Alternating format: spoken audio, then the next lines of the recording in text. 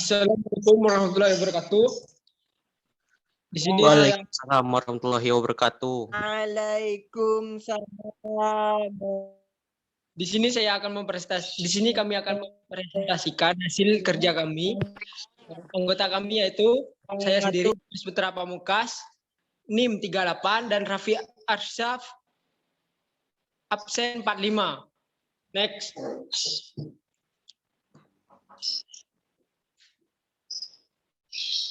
Slide selanjutnya. Raffi dibaca. Bahasa Indonesia merupakan bahasa yang digunakan untuk alat komunikasi sesama manusia yang dilakukan di Negara Kesatuan Republik Indonesia, yang menjadi bahasa resmi dan bahasa Persatuan Republik Indonesia. Pedoman umum ejaan bahasa Indonesia atau WEBI merupakan pengganti EYD yang selama ini sudah dikenal sebelumnya. WEBI sendiri itu harus menjadi hal yang tidak dipisahkan dari bagian kepenulisan. WEBI sendiri itu merupakan jawaban atas kemajuan bangsa Indonesia di negeri ini. Hadir dengan lengkap beberapa hal yang menjadi isi dalam WEBI meliputi kata, frasa, klausa, dan diksi. Dalam hal ini, WEBI sendiri itu sangatlah berperan penting dalam kehidupan di masyarakat. Manfaat mempelajari WEBI sendiri itu ialah menghargai sebuah bahasa negara sendiri, melestarikan bahasa persatuan dan mempersiapkan diri untuk menjadikan salah satu tertib ilmu yang seharusnya dipatuhi agar bahasa Indonesia tetap menjadi bahasa kebangsaan.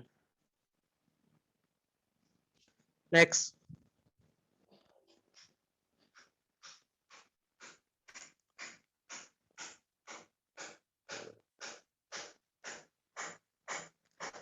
Kata sendiri itu adalah satuan bahasa yang mengandung arti dan terdiri dari satu atau lebih morfem.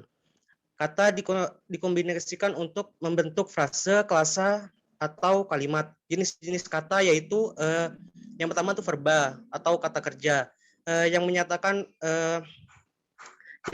perbuatan atau tindakan, proses, dan keadaan yang bukan merupakan sifat.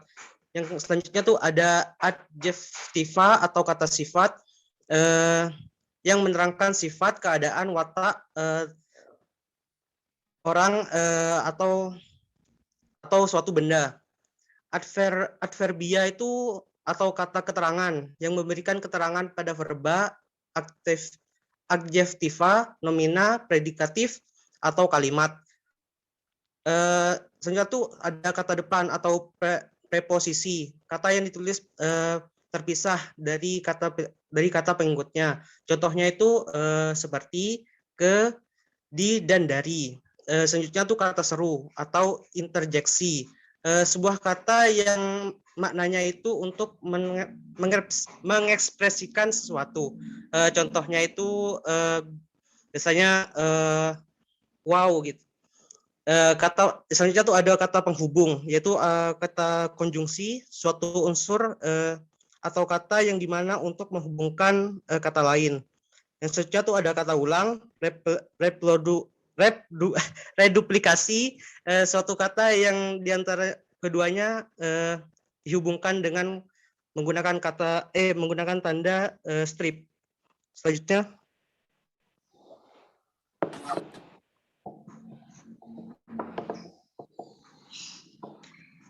Frasa adalah satuan gramatikal yang terdiri atas dua kata atau lebih yang tidak dari subjek predikat atau non predikatif.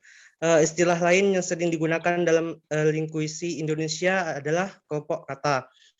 Menurut Ramlan itu pada tahun 1985, frasa adalah satuan gramatik yang terdiri dari dua kata atau lebih yang tidak melampaui batas fungsi unsur klausa. Yang dimaksud dengan tidak melampaui unsur klausa itu sendiri adalah unsur SPOK. Contohnya itu adalah Bagas sedang membaca majalah di ruang tamu. Yang terdiri dari fungsinya itu Bagas sendiri menduduki fungsi S, kata sedang membaca sendiri itu menduduki fungsi P, dan majalah menduduki fungsi O dan di ruang tamu sendiri menduduki fungsi keterangan. Next. Selanjutnya penjelasan akan dijelaskan oleh Saudara Bagas. Klausa adalah gabungan kata yang sekurang-kurangnya terdiri atas subjek dan predikat. Klausa terkadang dilengkapi dengan objek atau keterangan. Dari pengertian singkat ini dapat ditarik kesimpulan sederhana bahwa klausa lebih lengkap daripada frasa. Akan tetapi klausa belumlah menjadi sebuah kalimat karena tidak mempunyai intonasi akhir.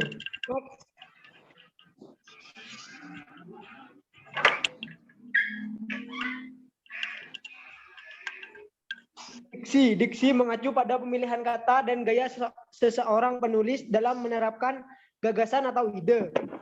Sederhananya, diksi adalah pilihan kata yang tepat dan selaras dalam penggunaannya untuk mengungkapkan gagasan sehingga diperoleh efek tertentu seperti yang diharapkan. Ketepatan dalam pemilihan dan ketepatan kata dalam kalimat sangat menentukan keberhasilan sebuah tulisan. Mengacu pada pengertian diksi di atas, fungsi diksi adalah agar pemilihan kata dan cara penyampaiannya dapat dilakukan dengan tepat hingga orang lain mengerti maksud yang disampaikan. Next. Belum datang. Homofon, homograf, dan homonim. Ya. Istilah homofon berasal dari kata homo yang berarti sama dan foni yang berarti bunyi atau suara. Habis maghrib dah. Dan etimologinya, maka homofon didefinisikan sebagai kata atau istilah yang memiliki pelafalan yang sama, namun ejaan, cara penulisan, serta arti yang terkandung dalamnya berbeda. KBBI juga mengartikan istilah homofon serupa, yakni sebagai kata yang sama lafalnya dengan kata lain, tetapi berbeda ejaan dan maknanya. Yang berikutnya, istilah homograf berasal dari kata homo yang berarti sama dan graf atau graf yang berarti tulisan. Sehingga secara etimologi istilah homograf dapat diartikan sebagai kata atau istilah yang memiliki cara penulisan atau ejaan sama namun berbeda pengucapan atau pelafalannya. Homograf ialah kata-kata yang mempunyai tulisan yang sama tetapi pelafalan dan maknanya berbeda. Homonim merupakan jenis-jenis kata yang mempunyai pelafalan dan tulisan yang sama tetapi mempunyai makna yang berbeda. Kata berhomonim mempunyai makna bergantung dengan konteks kalimat yang mengikutinya. Next. Sekian dari kami. Selebihnya mohon maaf. Terima kasih hostnya. Assalamualaikum warahmatullahi wabarakatuh. Waalaikumsalam. Assalamualaikum warahmatullahi wabarakatuh. Waalaikumsalam. Kami dari kelompok 6 beranggotakan Mohrido Hafidi, Dino Alfian Nurdiansah, Muhtijar Gumilang, ingin mempresentasikan tentang peran bahasa dalam berbagai ilmu dan ilmu pengetahuan. Next.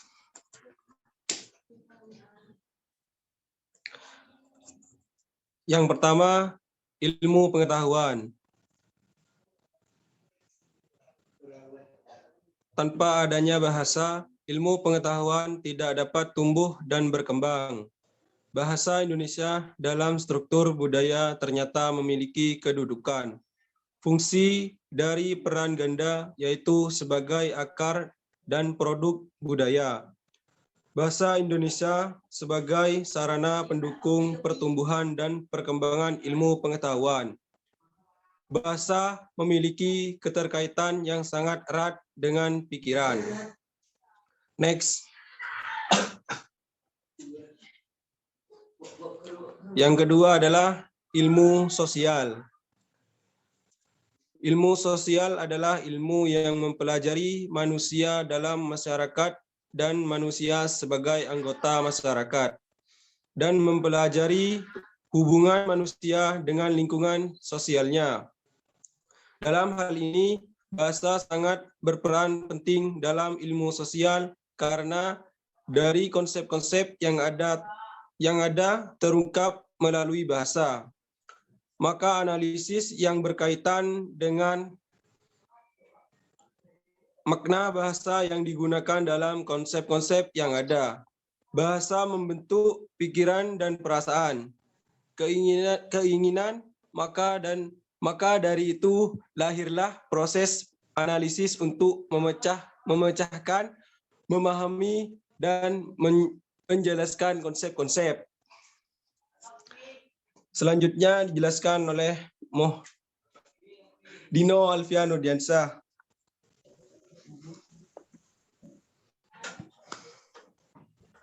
Next.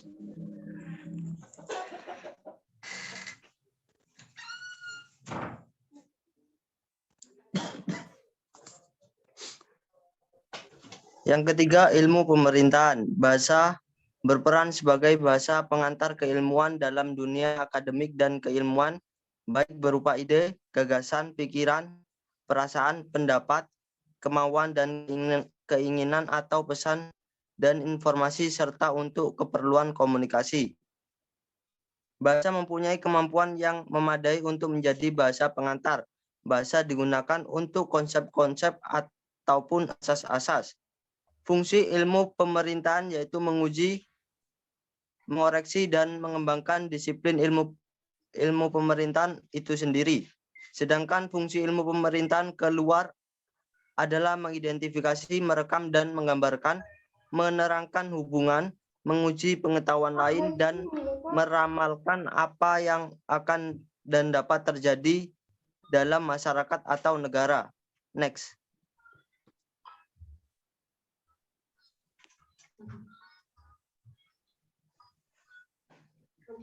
Yang keempat, peran bahasa sebagai edukasi.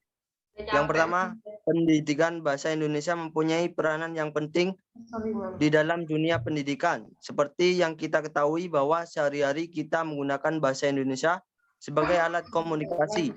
Oleh karena itu, kita harus mempelajari ilmu tentang bahasa agar dapat mengetahui berbagai cara menggunakan bahasa yang baik dan benar. Yang kedua, bahasa sebagai sarana integrasi dan adaptasi.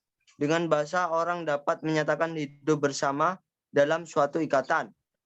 Yang ketiga, bahasa sebagai sarana kontrol sosial berfungsi untuk mengendalikan komunikasi agar orang yang terlibat dalam komunikasi dapat saling memahami.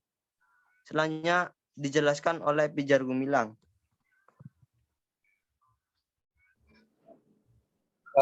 Masing-masing mengamati ucapan, perilaku, dan simbol-simbol lain yang menunjukkan arah komunikasi.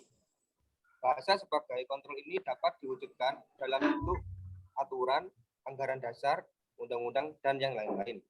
Next.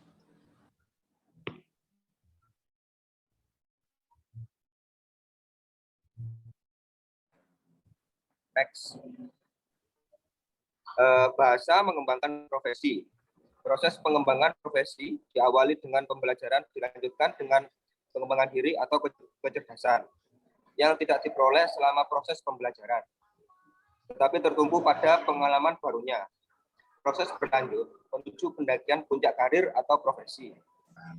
Puncak pendakian karir tidak akan tercapai tanpa komunikasi, lapan, atau interaksi dengan mitra, pesaing, dan sumber pegangan ilmunya. Untuk itu, semua kaum profesional memerlukan ketajaman, kecermatan, dan keefektifan dalam berbahasa sehingga mampu menciptakan kreativitas baru dalam profesinya. Bahasa sarana menciptakan kreativitas baru, bahasa sebagai sarana berekspresi dan komunikasi berkembang menjadi suatu pemikiran yang logis, digunakan untuk mengembangkan segala profesinya. Next.